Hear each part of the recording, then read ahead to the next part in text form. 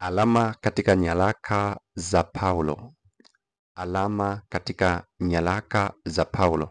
Katika somo hili la leo tutaweza kuangalia alama muhimu ambayo inapatikana katika nyaraka za Paulo ambayo Paulo aliiweka alama hiyo kuonyesha ama kutambulisha na kutofautisha kati ya nyaraka zake na nyaraka zingine.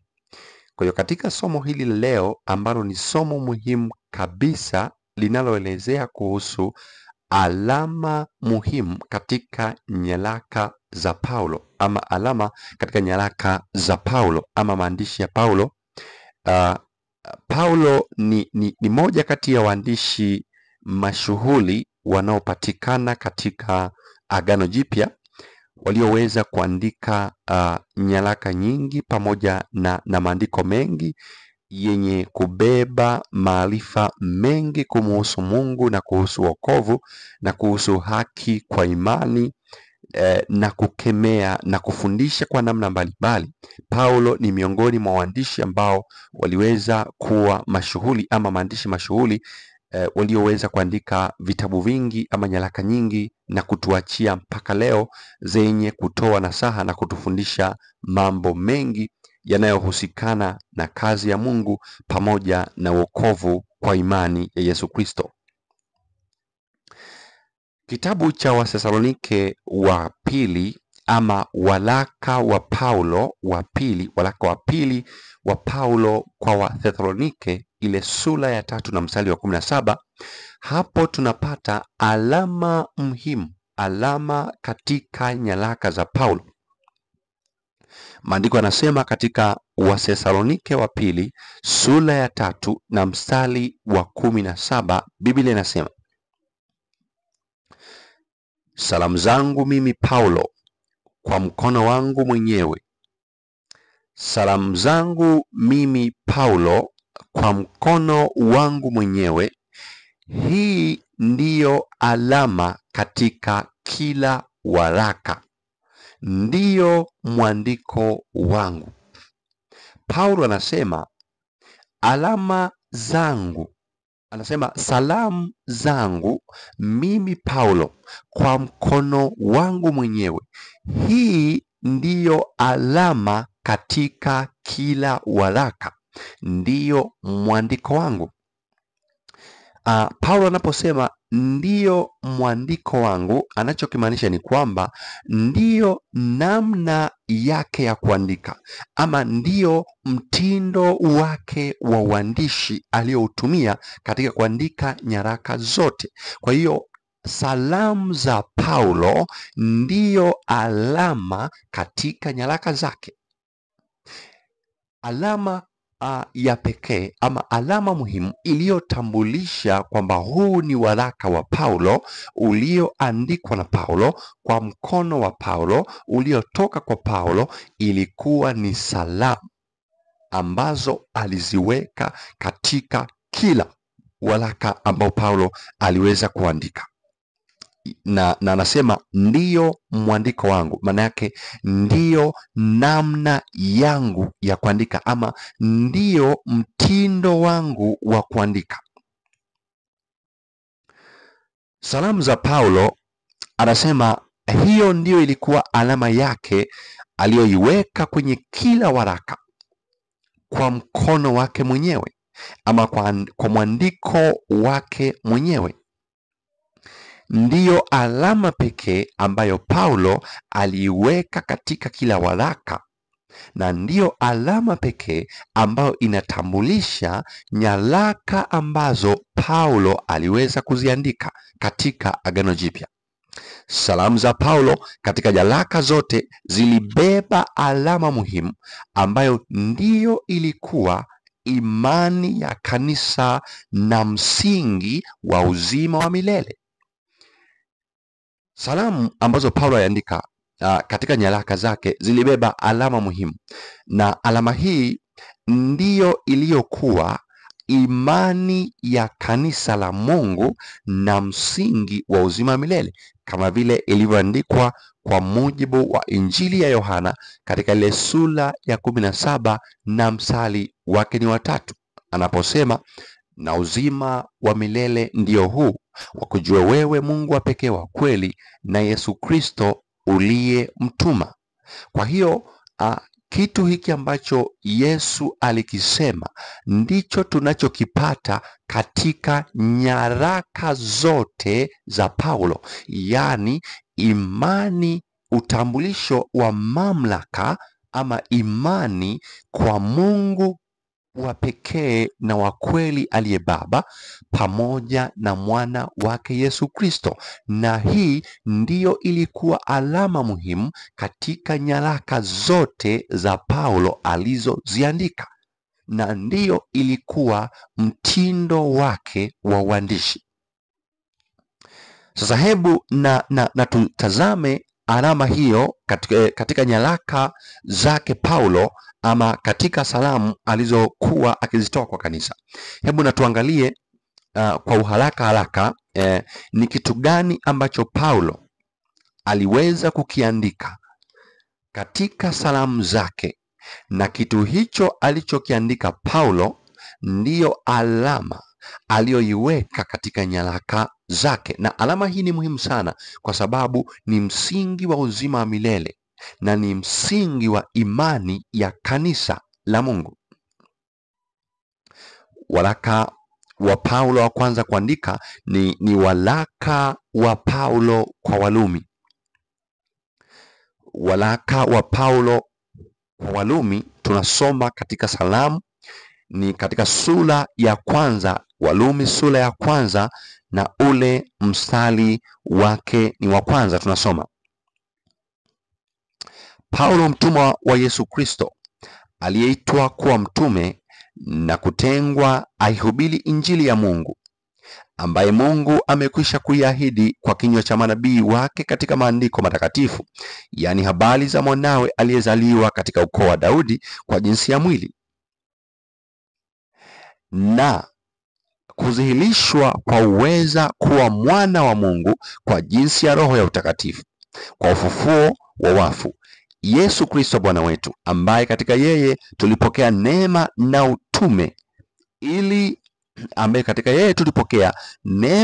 utume, ili mataifa yote wapate kujitiisha kwa imani kwa ajili ya jina lake, ambao katika hao ninyi mmekuwa wateule wa Kristo Yesu, wa Yesu Kristo, kwa wote walioko Rumi. Hii ndiyo salamu ya Paulo. Katika mstari wa 7 anasema, kwa wote walioko Rumi, wapendwao na Mungu, walioitwa kuwa watakatifu, neema na iwe kwenu na amani itokayo kwa Mungu Baba yetu na kwa Bwana Yesu Kristo. Neema na iwe kwenu na amani zitokazo kwa Mungu Baba yetu na kwa Bwana wetu Yesu Kristo. Hii ndiyo ilikuwa salamu ya pekee, ndiyo ilikuwa salamu ya pekee ya Paulo katika kila waraka aliyoandika. Na kwa andiko alilotoa Paulo kwa mujibu wa Wathesalonike wa pili sura ya 3 mstari wa 17, hiyo ndiyo ilikuwa alama, salamu ya Paulo: neema na iwe kwenu na amani zitokazo kwa Mungu Baba yetu na kwa Yesu Kristo Bwana wetu. Lakini pia katika Wakorinto wa kwanza sura ya kwanza na mstari ule wa 3 anasema, neema na iwe kwenu na amani zitokazo kwa Mungu Baba yetu na kwa Bwana Yesu Kristo.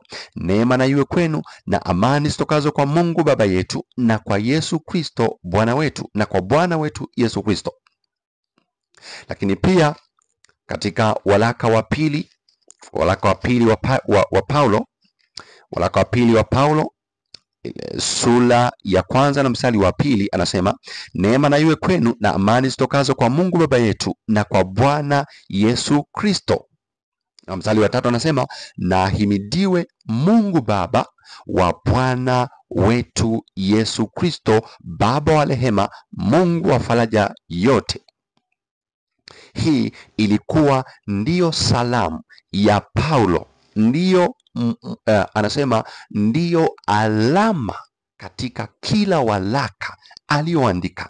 Salamu zangu mimi Paulo kwa mkono wangu mwenyewe. Hii ndiyo alama katika kila waraka, ndiyo mwandiko wangu ama ndiyo namna yangu ya kuandika. Katika waraka wa Paulo mtume kwa Wagalatia sura ya kwanza, ule msali wake ni wa 3, napo tunasoma anasema, neema na iwe kwenu na amani zitokazo kwa Mungu Baba na kwa Bwana wetu Yesu Kristo. Neema na iwe kwenu na amani zitokazo kwa Mungu Baba na kwa Bwana wetu Yesu Kristo. Lakini pia katika waraka wa Paulo mtume kwa Waefeso, ile sura ya kwanza na msali wa 2 anasema, neema na iwe kwenu na amani zitokazo kwa Mungu Baba yetu na kwa Bwana wetu Yesu Kristo.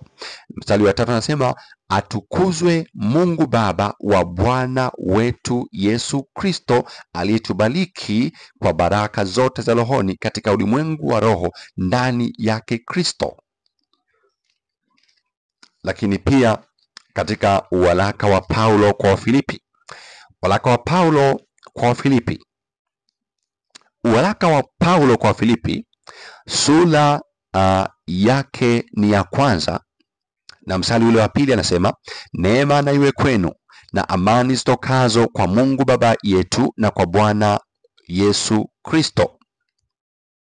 Lakini pia Wakolosai, katika Wakolosai, waraka wa Paulo kwa Wakolosai, waraka wa Paulo mtume kwa Wakolosai sura ya kwanza na msali wake ni wa 2 anasema, kwa ndugu watakatifu waaminifu katika Kristo walioko Kolosai, neema na iwe kwenu na amani zitokazo kwa Mungu Baba yetu. Twamshukuru Mungu Baba yake Bwana wetu Yesu Kristo siku zote tukiwaombea. Twamshukuru Mungu Baba yake Bwana wetu Yesu Kristo. Paulo mtume katika msali wa kwanza anasema, Paulo mtume wa Yesu Kristo kwa mapenzi ya Mungu na Timotheo ndugu yetu. Kwa hiyo huu ndio ulikuwa mtindo wa Paulo wa uandishi, ndiyo namna yake ya kuandika. Ndivyo Paulo alivyotambulisha alama hii muhimu, chapa hii muhimu katika kila waraka ambao aliuandika. Na alama hii kama nilivyotangulia kusema ni alama muhimu sana. Paulo hakuandika bila sababu, bali alama hii ilikuwa ni msingi wa imani, ilikuwa ni imani ya kanisa na msingi wa uzima wa milele. Lakini pia katika waraka wa Paulo kwa Wathesalonike, waraka wa Paulo kwa Wathesalonike sura ya kwanza na ule mstari wa 2, Biblia takatifu inasema, tazama mstari wa kwanza, waraka wa kwanza wa Thesalonike sura ya kwanza mstari wa kwanza anasema, Paulo na Silwano na Timotheo kwa kanisa la Wathesalonike lililo katika Mungu Baba na katika Bwana Yesu Kristo, neema na iwe kwenu. Paulo na Silwano na Timotheo kwa kanisa la Wathesalonike lililo katika Mungu Baba na katika Bwana Yesu Kristo, neema na iwe kwenu. Kwa hiyo kanisa la Mungu, hapa tunaona wazi Paulo anaandika imani ya kanisa. Kanisa la Mungu lilikuwa limejengwa katika Mungu Baba na katika Yesu Kristo Bwana wetu. Na hii ndiyo ilikuwa salamu ya Paulo na alama katika kila waraka alioandika.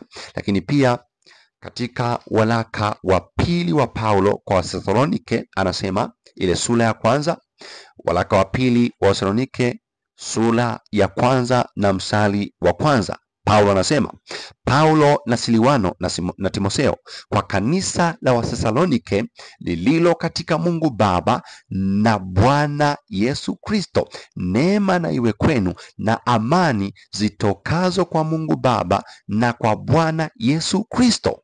Hii ni alama muhimu iliyowekwa katika kila waraka wa mtume Paulo. Kanisa la Mungu lilijengwa katika imani ya Mungu Baba na Yesu Kristo Bwana wetu. Lilijengwa katika msingi wa uzima wa milele kama inavyosemwa katika Yohana sura ya 17 na ule mstari wa 3, na uzima wa milele ndio huu, wa kujua wewe Mungu wa pekee wa kweli na Yesu Kristo uliyemtuma. Lakini pia waraka wa kwanza wa Paulo kwa Timotheo. Waraka wa kwanza wa Paulo kwa mtume Timotheo anaandika akisema, sura ya 1 na mstari ule wa 2, anasema, kwa Timotheo mwanangu, hasa katika imani, neema na iwe kwako na rehema na amani zitokazo kwa Mungu Baba na kwa Yesu na kwa Kristo Yesu Bwana wetu. Lakini pia vile vile katika waraka wa pili wa Paulo mtume kwa Timotheo, ile sura ya 1 na mstari ule wa 2, anasema, kwa Timotheo mwanangu mpendwa, neema na iwe kwako na rehema na amani zitokazo kwa Mungu Baba na kwa Yesu na kwa Kristo Yesu Bwana wetu. Hii ilikuwa ni namna ya uandishi wa Paulo, ndiyo mwandiko wa Paulo, ndiyo namna yake ya kuandika.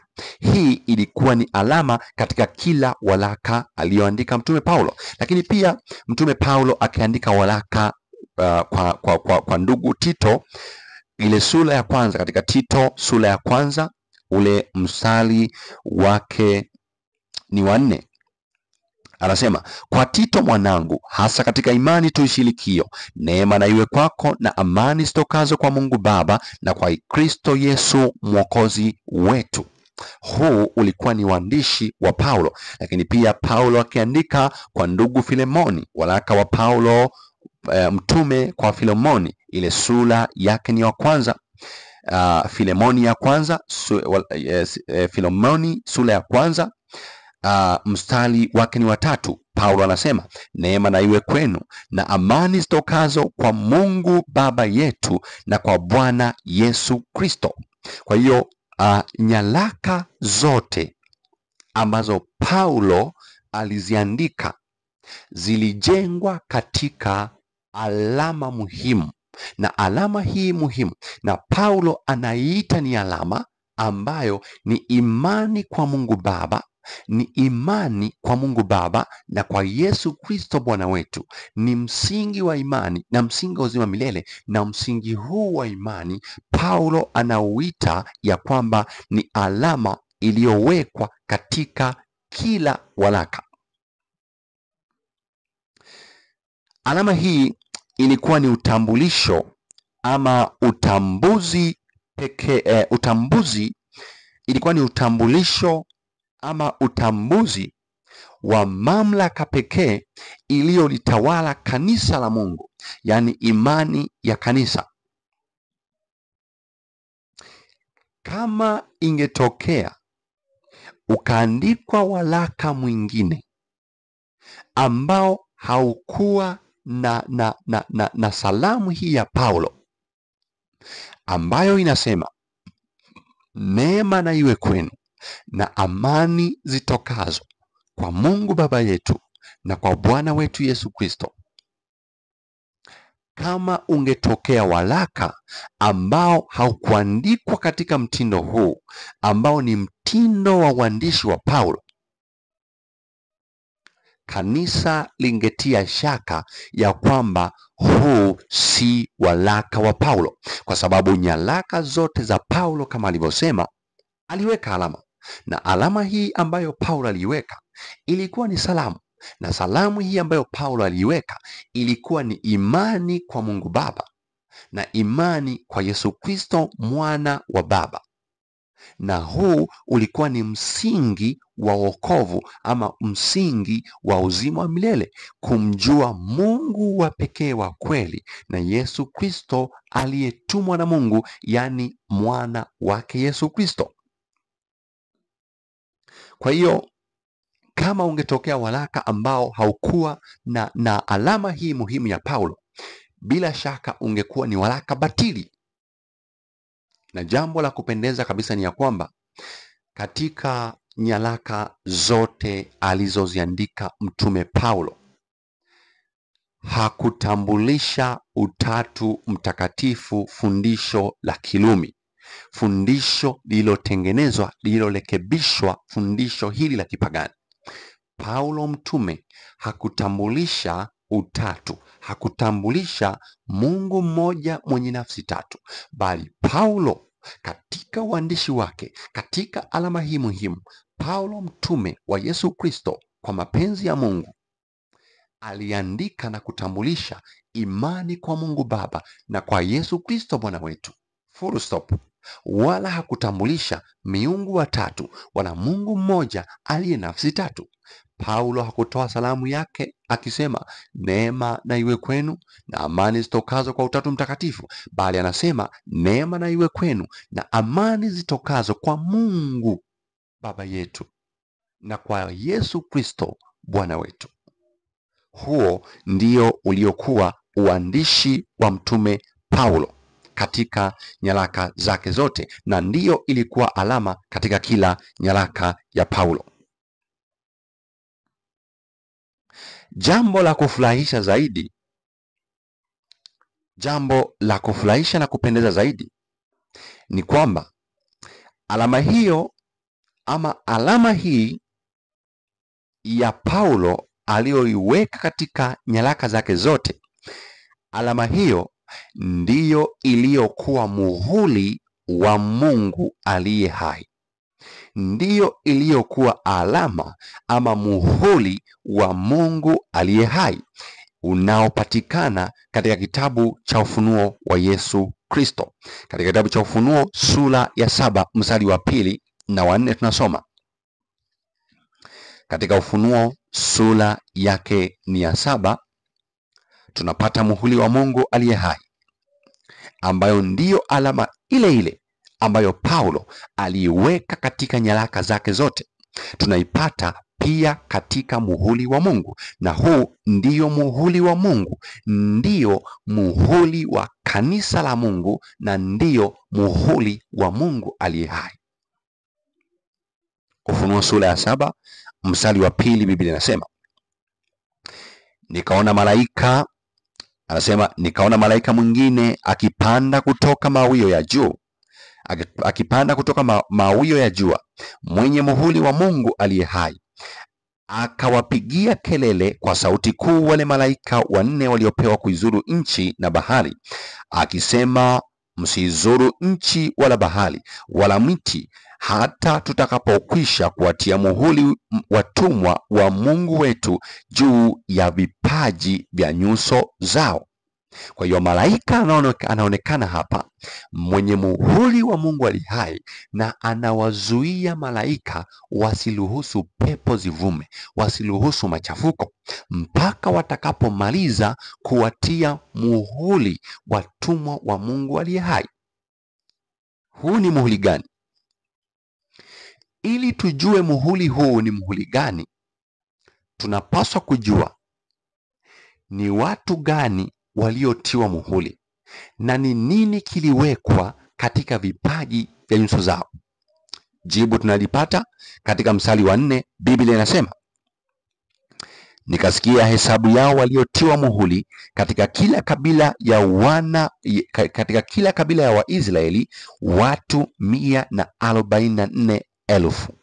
Watu 144,000 ndiyo waliotiwa muhuri katika vipaji vya nyuso zao, muhuri wa Mungu aliye hai. Sasa hebu na tuangalie katika vipaji vya nyuso za watu 144,000 ni nini kiliandikwa katika vipaji vya nyuso zao. Hebu na tuangalie ni kitu gani. Katika Ufunuo sura ya 14 tunapata jibu la moja kwa moja. Ufunuo sura ya 14 na ule mstari wa 1, Biblia takatifu inasema,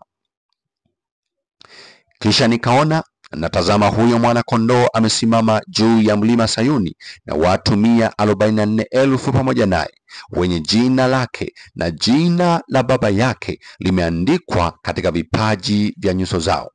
Kisha nikaona, na tazama, huyo mwana-kondoo amesimama juu ya mlima Sayuni, na watu 144,000 pamoja naye, wenye jina lake na jina la Baba yake limeandikwa katika vipaji vya nyuso zao. Huu ndiyo muhuri wa Mungu aliye hai, kwa mujibu wa maandiko. Muhuri wa Mungu aliye hai ni jina la Mungu na jina la mwana-kondoo, ni jina la mwana-kondoo na jina la Baba yake. Huu ndiyo muhuri wa Mungu aliye hai. Mara nyingi tunapojifunza kuhusu dhana ya muhuri wa Mungu aliye hai, wengi huwa tunaishia kusema muhuri wa Mungu ni Sabato. Muhuri wa Mungu ni jina la Mungu na jina la mwana-kondoo, ikiwa na maanisha kipaji cha uso huwakilisha utambuzi au ufahamu. Kwa hiyo katika kipaji cha uso cha watu 144,000, katika kipaji cha uso, yaani katika ufahamu ama utambuzi, wanaifahamu mamlaka ya Mungu Baba, Mungu wa pekee na wa kweli, na mamlaka ya mwana-kondoo. Ndiyo mamlaka inayolitawala kanisa, ndiyo chapa ama muhuri wa Mungu aliye hai, ndiyo utambuzi, yaani imani kwa Mungu Baba na kwa mwana wake Yesu Kristo. Huo ndiyo muhuri wa Mungu aliye hai. Huo ndiyo muhuri wa Mungu aliye hai.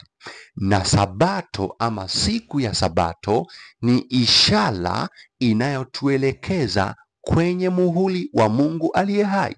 Kwa mujibu wa Ezekieli sura ya 20 na mstari wa 20, anaposema, zitakazeni Sabato zangu, zitakuwa ishara kati ya mimi na ninyi, mpate kujua ya kwamba mimi ndimi Bwana Mungu wenu.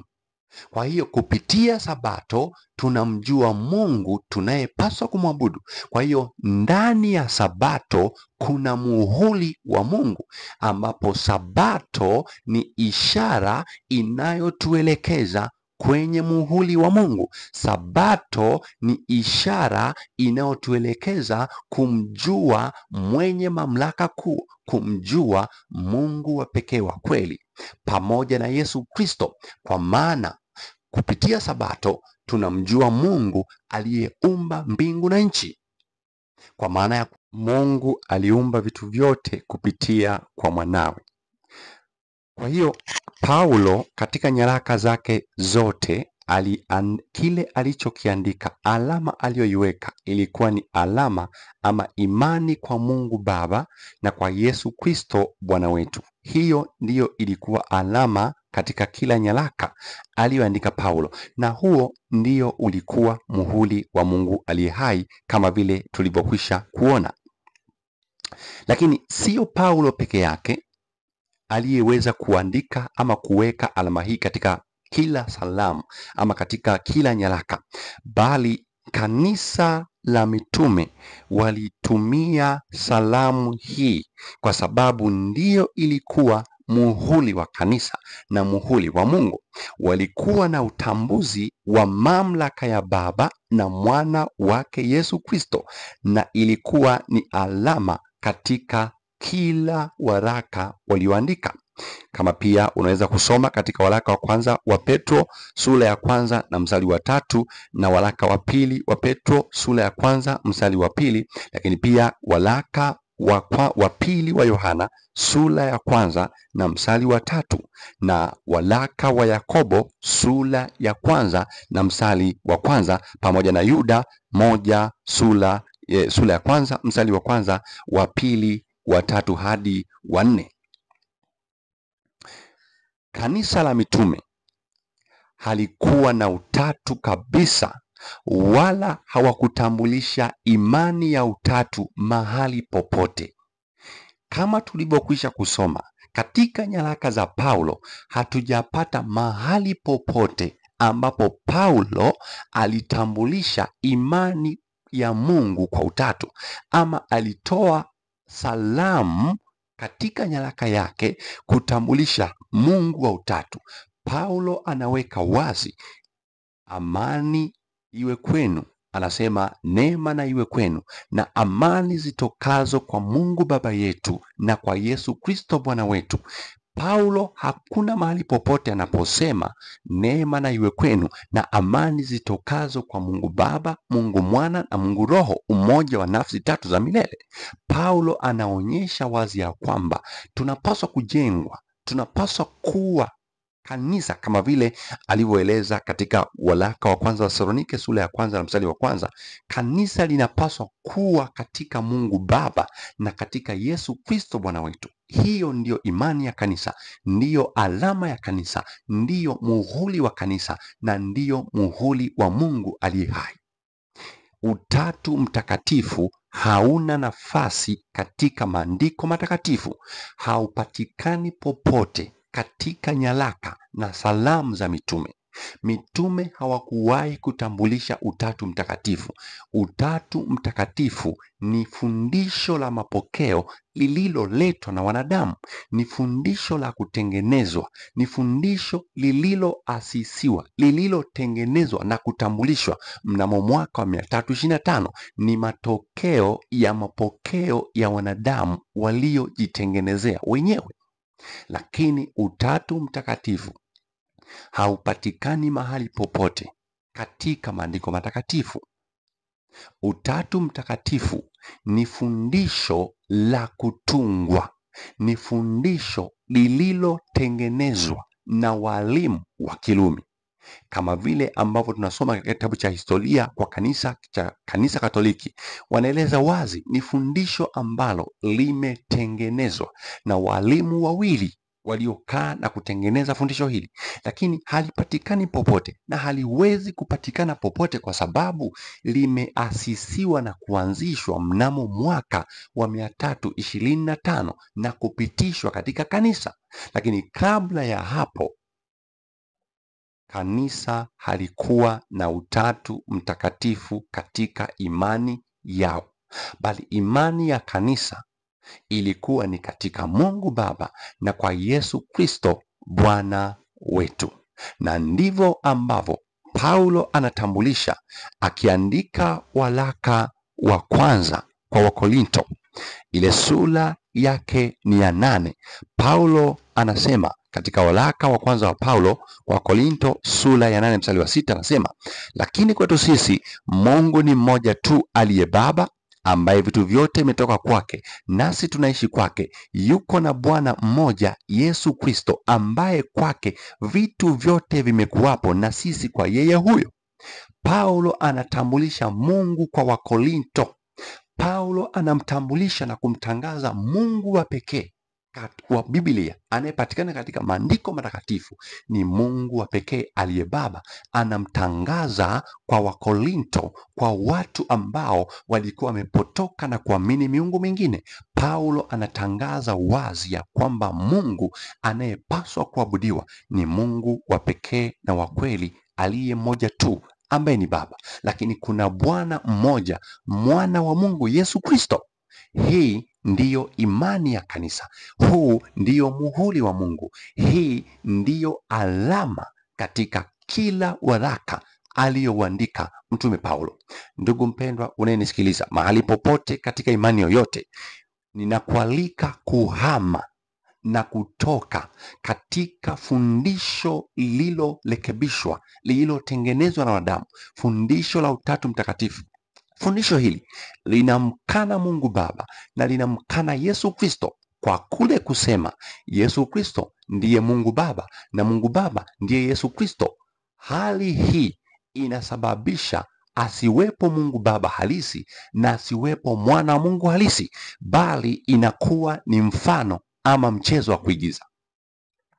Ni fundisho linaloharibu kabisa injili ya Yesu Kristo.